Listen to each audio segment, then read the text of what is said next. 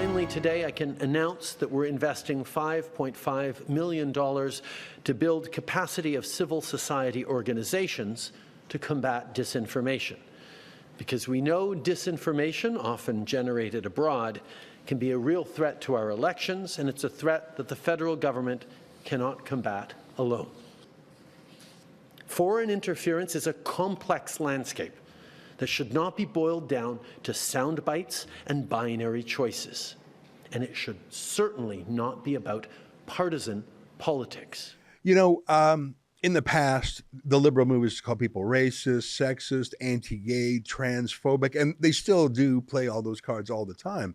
But I think some of it doesn't work, especially when many of the critics of Justin Trudeau these days are Chinese Canadian. They're just freedom-oriented Chinese Canadians. Maybe they are against the communist regime in Beijing. Maybe they're from Hong Kong originally, or maybe they're just proud Canadians who love liberty and don't want communist China to have its fingers in our country. So calling people like that racist doesn't quite work.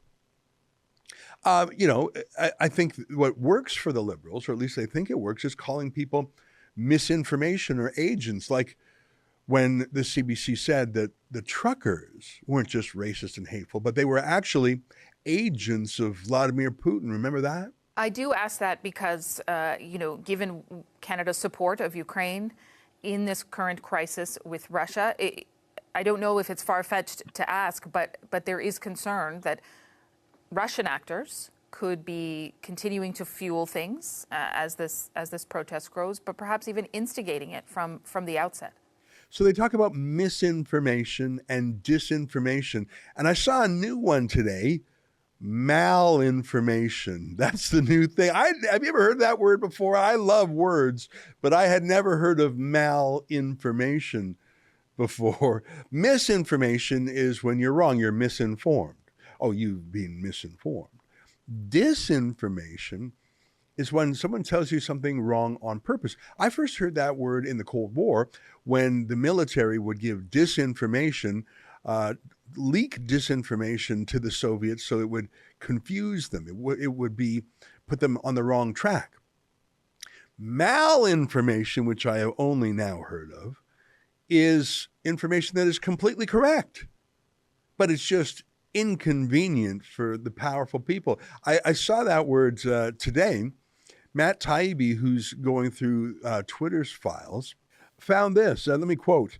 In one remarkable email, the Virality Project recommends that multiple platforms take action even against stories of true vaccine side effects and true posts which could fuel hesitancy. None of the leaders of this effort to police COVID speech had health expertise. So he's talking about the internal censorship at Twitter and how Pfizer and the FBI and others managed to just censor not just misinformation and disinformation, but true information that was inconvenient. Let me quote from his tweet. True content which might promote vaccine hesitancy. Stories of true vaccine side effects. True posts could fuel hesitancy, such as individual countries banning certain vaccines. So the call was to censor, to throttle true news about vaccines, because people, listen, that second Pfizer yacht is not going to pay for itself. It's not just inside Twitter. There's these external groups, an entire fake fact-checking industry like NewsGuard. Who are these fact-checking reporters? Aren't all reporters fact-checkers? Well, as Matt Taibbi pointed out today, a lot of these fact-checkers are actually on the payroll of the Department of Defense. Here, let me read from Matt Taibbi again today.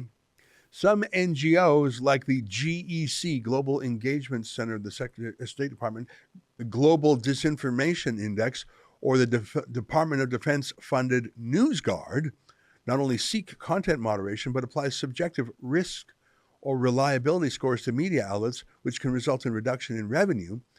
Do we want government in this role?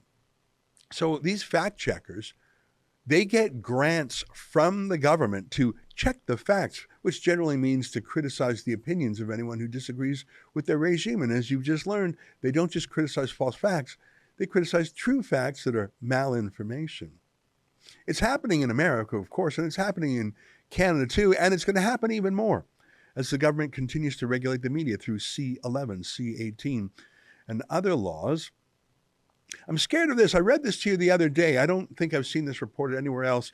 In the Trucker Commission of Inquiry, it wasn't just the oral testimony, but senior officials, including cabinet ministers, were interviewed by commission lawyers who summarized them. I read this to you the other day. Here's David Lamendi, the Justice Minister, saying it should be easier to declare an emergency. I'll read the notes of the commission. Minister Lamendi identified 2 areas in which the legislative and policy reform was required. The first was legislative amendments to the Emergencies Act itself to make it more responsive to pandemics and health emergencies, that is, to make it easier to declare. There is also a need to modernize the language of the Act to address online harm, such as violent online rhetoric and financing. I'm not sure how rhetoric can be violent. If it's just words, it's not violent. So I read that to you before, but here's another excerpt from the same enormous 2,000-page commission report. This is Janice Charette, who is the Privy Council clerk and deputy clerk, and the two of them were having an interview, if I understand this correctly. Let me quote from the commission. So this is the senior bureaucrat in charge of the entire civil service. The job of the Privy Council clerk is to take the Prime Minister's political goals and get the civil servants, get the bureaucrats of the country to make it happen. What she really says is that foreign interference in elections isn't really a problem. What she wants to tackle is domestic social media. That's what needs to be monitored and regulated. Here, let me quote, I'll put this in her own words. It's on page 12 of the document here. Miss Charette, that's the head of the Privy Council, recalled that social media played a significant role in mobilizing protesters. Misinformation and disinformation were feeding the phenomenon and being amplified, not just on the domestic side, but also internationally, including by high-profile U.S. politicians. Ms. Charette tasked the NSIA, that's the National Security and Intelligence Advisor, and her staff to develop informal tools for social media monitoring. She recalled that the Intelligence Assessment Secretariat developed OSINT briefs for this purpose, even though it was not the type of product normally prepared by IS. OSINT stands for Open Source Intelligence, refers to data gathered from publicly available sources. OSINT is the term in intelligence circles.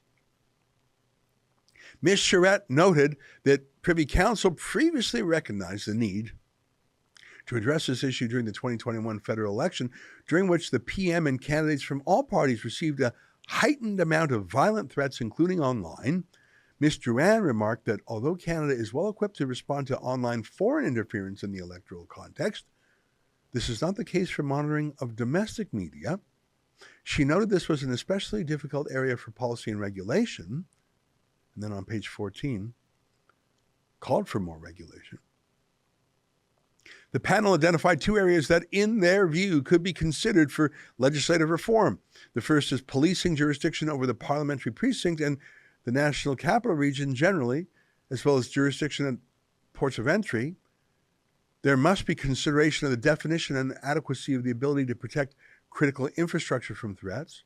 So they want to surveil people around the country. But here's the part that scares me. The second is the adequacy of social media monitoring and the regulation of misinformation, disinformation, and online violent rhetoric, as well as strengthening Canada's toolkit around foreign interference.